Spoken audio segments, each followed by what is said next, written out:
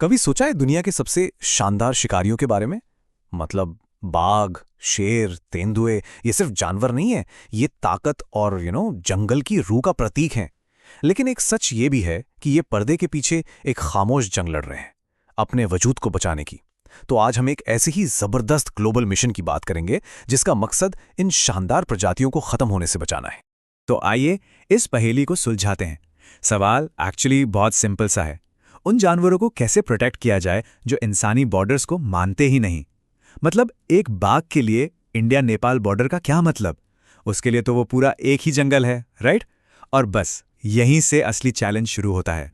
तो ये कहानी है दुनिया की 7 सबसे शानदार बड़ी बिल्लियों की। शुरुआत करते हैं एशिया के शक्तिशाली बाघ से। फिर आते हैं अफ्रीका की शान शेर। घने जंगलों में एकदम से गायब हो जाने वाला तेंदुआ। हिमालय का वो रहस्यमयी सा हिम तेंदुआ। अमेरिकन कॉन्टिनेंट का फुर्तीला प्यूमा। और अमेज़न का सबसे ताकतवर शिकारी जगुआर। और आखिर में धरती पर सबसे तेज दौड़ने वाला चीता। इन्हीं 7 प्रजातियों का भविष्य आज दांव पर लगा है।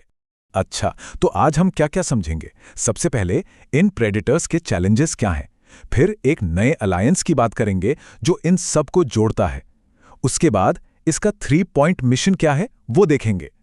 टेक्नोलॉजी इसमें कैसे हेल्प कर रही है ये भी जानेंगे। और एंड में इसकी ग्लोबल स्ट्रैटेजी पर एक नजर डालेंगे।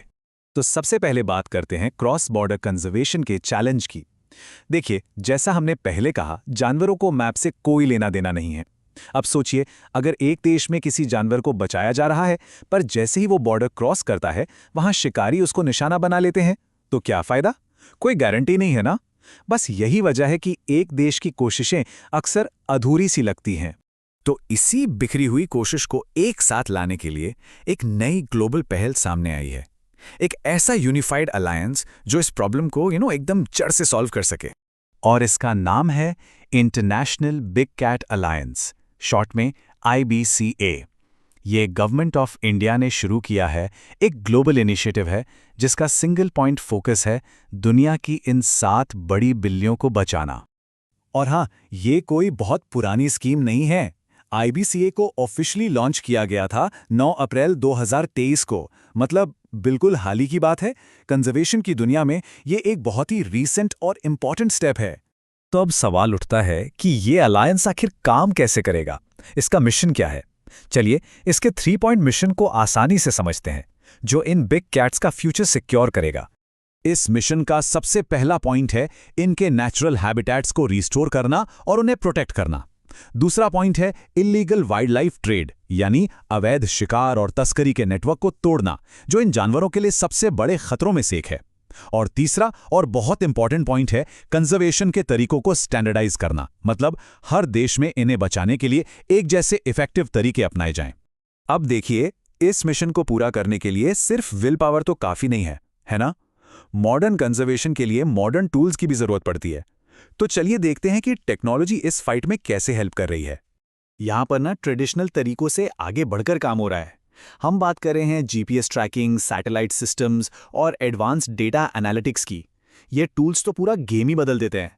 जरा सोचिए, जब एक शेर या बाघ पर GPS कॉलर लगता है तो हमें उनके मूवमेंट का एक एक पैटर्न पता चलता है। इस डेटा से हम ये समझ पाते हैं कि जंगल के कौन से हिस्से आपस में जुड़ने चाहिए ताकि उनके लिए सेफ कॉरिडोर्स बनाए जा सकें। ये टेक्नोलॉजी हमें पोचर्स की एक्टिविटीज पर भी नजर रखने में हेल्प करती है, जिससे इन शानदार जानवरों को इल्लीगल शिकार से बचाना थोड़ा आसान हो जाता है। और बस यहीं से बात आती है ग्लोबल स्ट्रैटेजी की, क्योंकि ये सिर्फ टेक्नोलॉजी का खेल नहीं है, ये लोगों और देशों को एक साथ लाने का मिशन है। ये मेरा देश वाली सोच से हटकर हमारी दुनिया वाली जिम्मेदारी की तरफ एक बहुत बड़ा कदम है। अब जानते हैं IBCA का टारगेट क्या है? 37 रेंज कंट्रीज को एक साथ लाना। रेंज कंट्रीज मतलब वो देश जहां ये बिग कैट्स नेचुरली रहती हैं। तो आप इस कोलैबोरेशन का स्केल सोचिए, कितना बड़ा है ये। इस बदलाव को ना ऐसे समझते हैं, पहले क्या था, कंजर्वेशन एफर्ट्स अकेले अकेले चल रहे थे, जैसे अलग अलग आइलैंड्स हों, हर देश अपने लेवल पर काम कर रहा था। लेकिन IBCA का अप्रोच इन सभी आइलैंड्स के बीच एक पुल बनाने जैसा है, एक यूनिफाइड ग्लोबल स्ट्रैटेजी बनाना जहां नॉलेज, रिसोर्सेज और एक्सपर्टीज सबके फायदे के लिए शेयर की जा सकें। तो इस पूरे ग्लोबल एफर्ट में इंडिया का रोल काफी सेंट्रल है। आईबीसीए का हेडक्वार्टर्स इंडिया में ही होगा। और इतना ही नहीं, इंडिया ने इस अलायंस को शुरू करने के लिए शुरुआती फंडिंग और जरूरी सपोर्ट भी दिया है। तो आखिर में सबसे जरूरी बात यही है कि अब हम आइसोलेटेड प्रोग्राम से आगे बढ़ रहे हैं एक यूनिफाइड स्ट्रैटेजी की तरफ। इन प्रेडेटर्स को विलुप्त होने से बचाने का शायद यही एक तरीका है। और ये सिर्फ एक जानवर को बचाने की बात नहीं है, बल्कि पूरे इकोसिस्टम को बैलेंस में रखने की बात है। और इसके साथ हम एक सवाल छोड़ जाते हैं, क्या एक ग्लोबल अलायंस वहां सक्सेसफुल हो सकता है जहां अकेले देश स्ट्रगल करते रहे हैं? आईबीसीए का फ्यूचर इस बात पर डिपेंड करेगा कि दुनिया के देश इस कॉमन रिस्पॉन्सिबिलिटी के लिए कितने एकजुट होते हैं।